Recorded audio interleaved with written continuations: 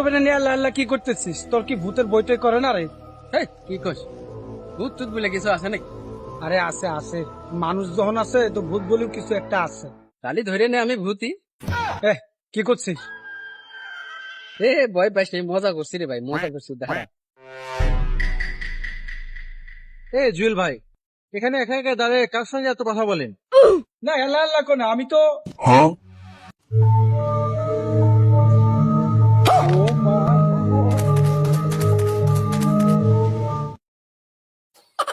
তা ভাই কি জানো,